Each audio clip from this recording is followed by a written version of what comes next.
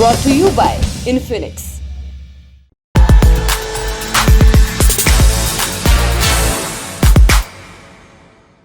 न रामनवमी से शुरू हुई सांप्रदायिक हिंसा का चक्र रुका है और न ही राजनीति। पश्चिम बंगाल में एक एनजीओ ने जाकर दंगों की जांच करनी चाहिए तो पुलिस ने अनुमति ही नहीं दी, लेकिन फिर भी रिपोर्ट बन गई और मीडिया में आ भी गई। ये कहती है कि ममता बनर्जी ने भड़काऊ भाषण दिए और पश्चिम बंगाल पुलिस ने दंगाइयों को रोकने के लिए पर्याप्त कदम नहीं उठाए। तो यहाँ मामला राजनीतिक है, लेकिन ऐसा नहीं है कि सिर्फ नेतागिरी ही हो रही है, हिंसा जारी है। हरियाणा के सोनीपत, छत्तीसगढ़ के बेमेतरा और झारखंड के जमशेदपुर से सांप्रदायिक हिंसा और तनाव की खबरें आई हैं। पैटर्न सब जगह एक ही है, एक छोटी सी घटना को फ्यूज की तरह इस्तेमाल किया जाता है ताकि बड़ा धमाका हो। इसके बाद पक्ष और विपक्ष अपनी सहूलियत के हिसाब से हिंसा के लिए किसी एक पक्ष को जिम्मेदार ठहराने की कोशिश करते हैं। इन्हीं सब की खबर ले जाएगी आज एक बार फिर दिन की बड़ी खबर में। नमस्कार, मैं हूं निखिल और आप देख रहे हैं दी ललन टॉप शो। आपने कभी कपास के ढेर में लगी आग देखी है?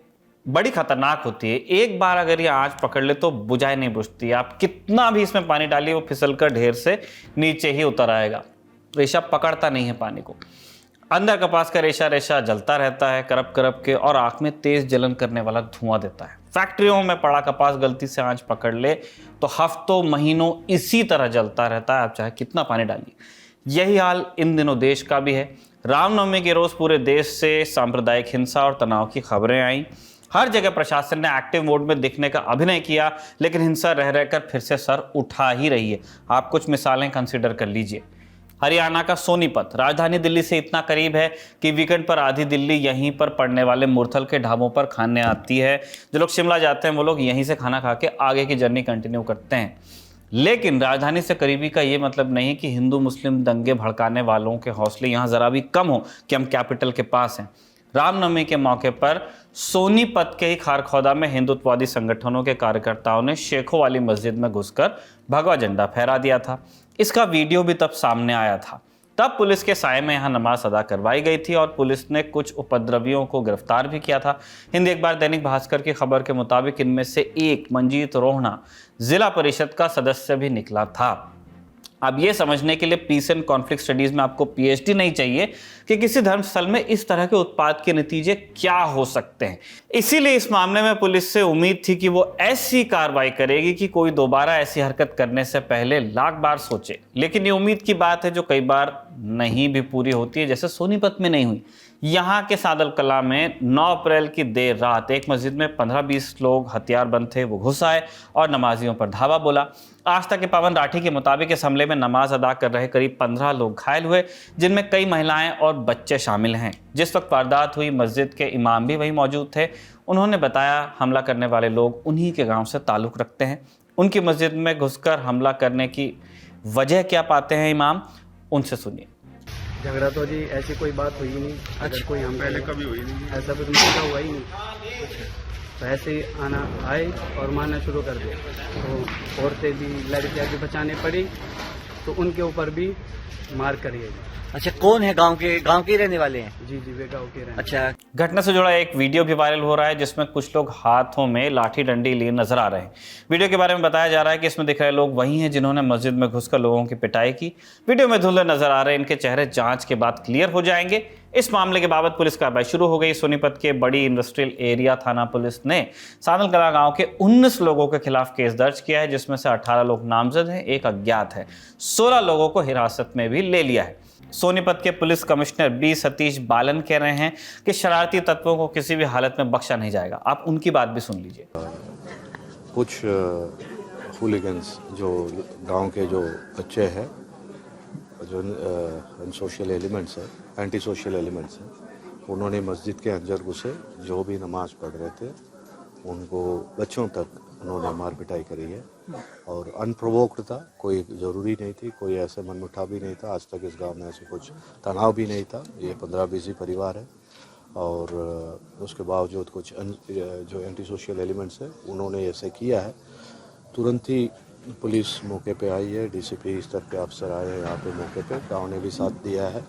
16 लड़कों को राउंड अप कर रखा है, उनसे पूछताछ चल रही है, उनकी गिरफ्तारी भी होगी। जो भी कानूनी कार्रवाई होगी वो सख्त से सख्त होगी। ऐसे और जहाँ पे भी होगा इसके बाद ऐसे जो अनप्रोवोक्ड हुलिगनिज्म जो धर्म को मामले को लेके बिना बात के कहीं पे किसी के अगर घुस रहा है, किसी के धर्म स्थल पे घुस रहा है, उसके खिलाफ सख्ती से सख्ती कार्रवाई की जाएगी। ये सबको मैं संदेश दे रहा हूँ। किसी समुदाय के धार्मिक स्थल में घुसकर ऐसी अवांछनीय हरकत होने के बाद उस इलाके का माहौल कैसा होगा ये आप अच्छी तरह समझते होंगे। यहाँ भी यही हाल है। सोनीपत का सादल गांव किसी छावनी जैसा दिखता है। कोने कोने पर पुलिस की तैनाती है। आला अधिकारी गांव का दौरा कर रहे हैं। घटना का वास्तविक कारण जानने सादल कला गांव पहुंचे आज तक के विशेष संवाददाता सुशांत मेहरा ने क्या देखा, आप उनकी रिपोर्ट में देखिए। यहाँ पर ही कल ये पूरी घटना जो है वो हुई थी। कोशिश करेंगे यहाँ पर लोगों से हम बातचीत करने के लिए कि क्या हुआ था और क्या ये पूरी घटना है। आज तक जो है वो यहाँ पहुँचा है और देखने के लिए हमारे साथ यहाँ के जो मस्जिद के केयर टेकर हैं। क्या नाम है आपका? जी जावेद है। क्या हुआ था, क्या पूरी घटना? जी कल शाम रात को 9 बजे तकरीबन यहाँ 15-20 बंदे जो नमाज पढ़ रहे थे, तो 20-30 बच्चे थे जो डंडे के साथ हथियार के साथ आए थे। तो पढ़ते हुए बंदों जो बच्चे भी थे, बुजुर्ग भी थे, उनके ऊपर हमला किया गया, उनके साथ मारपीट की गई है और मस्जिद में नुकसान हुआ, तोड़ रखी है। अच्छा, आप ये देख सकते हैं कि किस तरीके से जब मंदिर के अंदर घुसे तो तोड़फोड़ भी जो है यहाँ पर की गई थी। कौन लोग थे जिनको अपने गाँव के थे, जो नए बच्चे उठ रहे, अभी जो बात है जो साथ में उठे बैठे रहते वे बच्चे थे जो इन्हें वारदात की है। जी वो गांव वालों हिंदू मुस्लिम के जो आते हैं ना, कमीनपन जो बंदे हैं जो हिंदू मुस्लिम के भाईचारे को तोड़ना चाहते हैं, वे ऐसे बंदे होते हैं जो मस्जिद में जाके या मंदिर में जाके तोड़फोड़ करते हैं। वे ऐसे बंदे होते हैं और कोई नहीं है। गांव वालों का साथ मिल रहा है अभी? क्योंकि गांव वालों का कोई साथ नहीं मिल रहा है, किसी ने कोई साथ नहीं दे रखा। जी सब अपने बच्चे को बचाने में लगे हुए हैं। महापंचायत भी बुलाई है गांव वाले? महापंचायत है, उन्हीं की पंचायत है, हमारे पास कोई नहीं आया। अकाओ पंचायत कर रखी है, पंचायत में आओ, न्याय होगा, फैसला होगा, कुछ होगा, ऐसा कुछ हुआ। सोनीपत में कल हुई घटना कई तरह के सवाल खड़े करती है, जैसे यहाँ सुनियोजित तरीके से माहौल खराब करने की कोशिश की जा रही हो, ऐसी आशंका जताई जा रही है। क्योंकि पिछले 10 दिनों में यहाँ इस तरह के 2 मामले अब सामने आ चुके हैं। दोनों के बारे में हमने आपको बता दिया। अब चलिए हरियाणा से झारखंड के जमशेदपुर। 31 मार्च को यहाँ रामनवमी के जुलूस के दौरान पथराव और नारेबाजी हुई थी। दिन बीते, मालूम पड़ रहा था कि यहाँ सब ऑल इज वेल हो गया है, लेकिन 8 अप्रैल को जमशेदपुर में एक बार फिर माहौल गर्म हो गया। क्यों? 8 अप्रैल को शास्त्री नगर ब्लॉक के मंदिर में महावीर झंडा उतारे जाने के दौरान बांस में मांस के टुकड़े बंधे मिले। बिजली की रफ्तार से खबर और तनाव दोनों फैले। मौके पर पहुंची पुलिस ने सख्त कार्रवाई का भरोसा देकर जैसे तैसे माहौल शांत कराया, लेकिन शांति ज्यादा देर ठहर नहीं पाई। 9 अप्रैल को उसी मंदिर के परिसर में कमेटी से जुड़े लोग मीटिंग कर रहे थे, तभी कुछ उपद्रवियों ने पथराव किया इन पे। थोड़ा वक्त बीता और 2 समुदाय के लोग आमने सामने आ गए और देखते ही देखते हिंसक झड़प शुरू हो गई। इस उपद्रव का खामियाजा दुकानों और इलाके में खड़ी गाड़ियों को चुकाना पड़ा। बवाल कर रहे लोगों ने कई व्यापारिक प्रतिष्ठानों को आग भी लगा दी, गाड़ियां भी तोड़ी गईं। मौके पर पहुंची पुलिस की टीम पर भी पथराव हुआ, जिनमें करीब 6 पुलिसकर्मी घायल हुए हैं। इलाके की मौजूदा स्थिति अब यह है कि धारा 144 लागू कर दी गई है और इंटरनेट सेवा अस्थायी रूप से बंद कर दी गई है। आज सुबह सुरक्षा बलों ने फ्लैग मार्च निकाला, कुछ गिरफ्तारी भी हुई है, जिसमें स्थानीय भाजपा नेता अभय सिंह भी शामिल हैं। इसके विरोध में आज उनके समर्थकों ने थाने का घेराव किया। अब भारतीय जनता पार्टी सोरेन सरकार पर राज्य के बहुसंख्यक वर्ग को टारगेट करने का आरोप लगा रही है। आप सुन लीजिए। जमशेदपुर में जो कुछ भी हुआ वो साफ दिखाता है कि मुख्यमंत्री हेमंत सोरेन जी राजधर्म भूलकर सिर्फ और सिर्फ तुष्टीकरण की राजनीति में लगे हैं। अब जमशेदपुर में महावीरी झंडे में मांस बरामद होता है। जब आक्रोश में जो सनातनी भाई हैं वो शांतिपूर्वक धरना देने के लिए उसी स्थल पर बैठ जाते हैं, तो पुलिस की मौजूदगी में असामाजिक तत्वों के द्वारा उनके ऊपर पेट्रोल, डंडे, तलवार से हमला किया जाता है। कई लोग बुरे तरीके से घायल हो जाते हैं। तो जब पुलिस को पहले से पता था कि यहाँ धरना चलेगा, यहाँ स्थिति तनावपूर्ण है, तो फिर ऐसी घटना को क्यों होने दिया गया? और ये वही जमशेदपुर है जहाँ कुछ महीने पहले हिंदू फल दुकान लिखने वाले एक व्यक्ति को सांप्रदायिक बताकर जेल भेज दिया गया था। तो जमशेदपुर में जो कुछ भी हुआ वो साफ दिखा रहा है कि ये सरकार अपने धर्म से, अपने कर्तव्यों से भटक गई है। सिर्फ और सिर्फ एक विशेष वर्ग को खुश करने के लिए बहुसंख्यक समाज को लगातार टारगेट कर रही है। लेकिन हम भी सरकार को चेतावनी देते हैं कि अगर झंडे में मांस बरामद के पीछे जिन लोगों का हाथ था उनकी अविलंब गिरफ्तारी नहीं होती है तो इससे भी बड़ा वृहद आंदोलन पूरे प्रदेश में चलाया जाएगा, यह मुख्यमंत्री के लिए चेतावनी है। अब सुनिए भारतीय जनता पार्टी के आरोपों पर हेमंत सोरेन की पार्टी का कहना क्या है। इस विषय को छोड़कर इनके पास बोलने का कोई और विषय है? क्योंकि ये विषय ही इनको सूट करता है। इससे धार्मिक ध्रुवीकरण और उसके आधार पर राजनीतिक जमीन बचाने की कवायद की जाती है। ये हुई झारखंड की कहानी। अगले राज्य के बारे में बताने से पहले थोड़ा फ्लैशबैक में लेके चलते हैं आपको। हम आप में से कई लोगों ने बचपन में अपने घरों मोहल्लों में देखा होगा कि बच्चों की आपसी लड़ाई में किस तरह बड़े लोग भी कभी कभी झगड़ पड़ते थे। कम होता था पर यह हो जाता था। कुछ देर तक तलखी रहती थी लेकिन अगले दिन सब ठीक भी हो जाता था। लेकिन छत्तीसगढ़ के बेमेतरा के बिरनपुर गांव में ऐसा नहीं हो पाया। 8 अप्रैल को यहां 2 बच्चों में किसी बात को लेकर झगड़ा हुआ।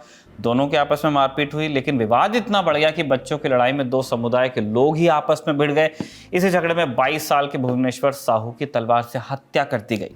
बीजेपी का आरोप है कि मृतक भुवनेश्वर लव जिहाद रोकने के कार्यक्रमों में हिस्सा लेता था, इस वजह से उसकी हत्या की गई है। साहू समाज वहाँ जन जागरण कर रहा था कि अभी लव जिहाद के केस ना हो, और ये भुवनेश्वर साहू युवक जो आगे रहता था जन जागरण में, किसी बच्चों के लड़ाई के बहाने कुछ बहाने कल ताक करके और षड्यंत्र पूर्वक सुनियोजित ढंग से उस युवक की हत्या कर दी गई। और सरकार लगातार छत्तीसगढ़ में भूपेश बघेल जी की सरकार तुष्टीकरण कर रही है। छत्तीसगढ़ में मामला इतना तूल पकड़ चुका है कि आज विश्व हिंदू परिषद ने भुवनेश्वर साहू की हत्या के विरोध में बंद का ऐलान भी किया। इस दौरान कई जगहों पर हंगामे की घटनाएं भी हुई। जो लोग बंद में शामिल नहीं हुए उनका विरोध हुआ। जबरन दुकानें बंद कराई गई। बसों में भी तोड़फोड़ हुई।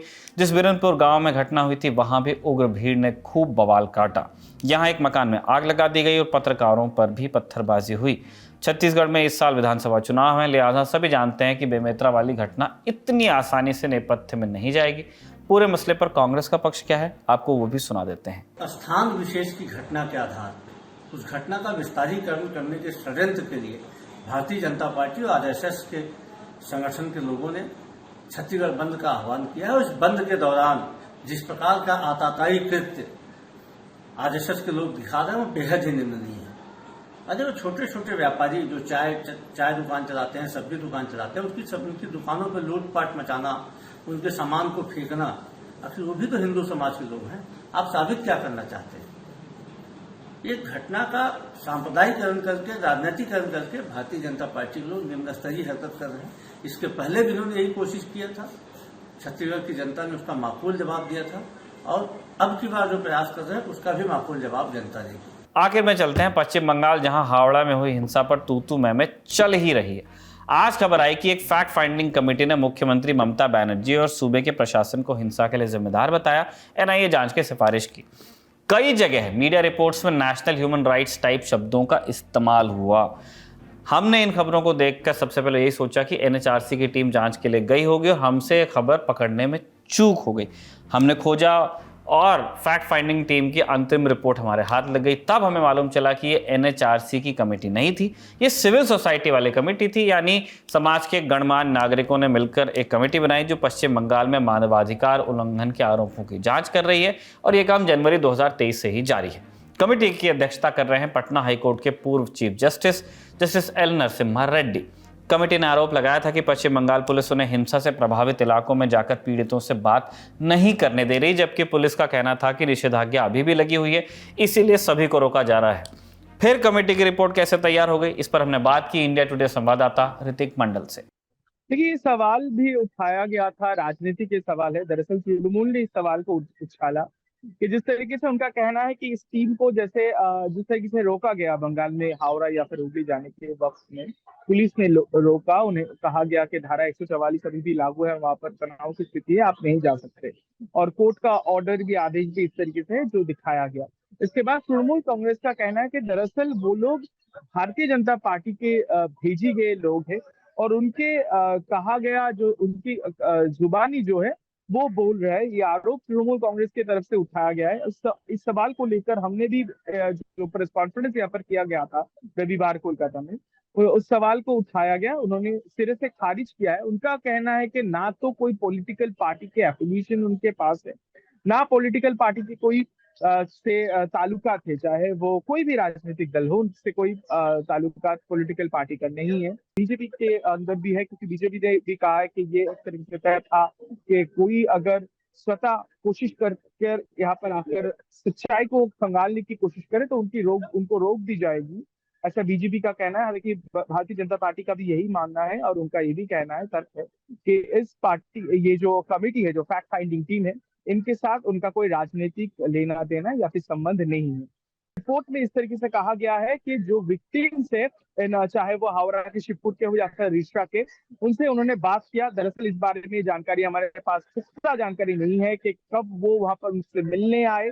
हमने इस सवाल को उनके सामने रखा, इस बारे में ज्यादा बात उनके तरफ से नहीं की गई। किसी भी कमेटी मेंबर ने हमें बताया नहीं कि कब वो लोग उनसे मिले। दरअसल हो सकता है कि टेलीफोन से उनसे बात की होगी, लेकिन इस रिपोर्ट में हमने जिस तरीके से देखा है कि तमाम वो आरोप जिसके लिए वो पश्चिम बंगाल सरकार और ममता बनर्जी चीफ मिनिस्टर उनके खिलाफ उठा रहे, उनका कहना है कि जो मीडिया बाइट्स जो लगातार तैर रहा है सोशल मीडिया में, उसके बलबूते ये फैसला लिया है, जिसमें कहा गया कि हमने देखा कि ममता बनर्जी का जो मीडिया बाइट, जो साउंड बाइट सोशल मीडिया और तमाम से जो टेलीविजन चैनल से उसमें दिखाया गया, जब वो धरना प्रदर्शन कर रही थी उस दौरान जिस तरीके से उनका मांग है कि प्रोवोकेटिव स्पीच उनके तरफ से की गई थी और जिसके चलते इस तरीके की हिंसा फैली। एक तरफ कमेटी एनआईए जांच की मांग कर रही है, वहीं ममता बनर्जी का कहना है कि हिंसा के पीछे भाजपा ही जिम्मेदार है।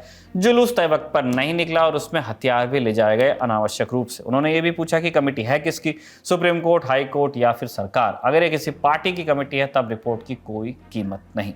इसे विडंबना नहीं तो और क्या कहेंगे कि जिन राम का जीवन संयम और मर्यादा की मिसाल स्थापित करता है, उन्हीं के त्योहार के साथ हिंसा शब्द अब नत्थी होता दिख रहा है। जो लोग ये गंदा खेल रहे हैं वो नहीं समझ पा रहे हैं कि राजनीतिक फायदे के लिए वो जो आग लगा रहे हैं वो कल को किसी का भी घर जला सकती है, उनका खुद का भी। ये था आज का दिल टॉप शो। अगले एपिसोड में आपसे मुलाकात होगी, ऐसी उम्मीद के साथ लेते हैं विदा। शुक्रिया, शुभ रात्रि। सिर्फ 59 रुपए महीने में पाइए YouTube पर LT प्रीमियम। किसी भी प्लेटफॉर्म से 3 दिन पहले देखिए हमारे प्रीमियम प्रोग्राम जैसे guest in the news room, किताब वाला आदि। इसके अलावा बहुत कुछ। सब्सक्राइब करने के लिए ललन टॉप के YouTube चैनल पर जाकर क्लिक करें ज्वाइन बटन।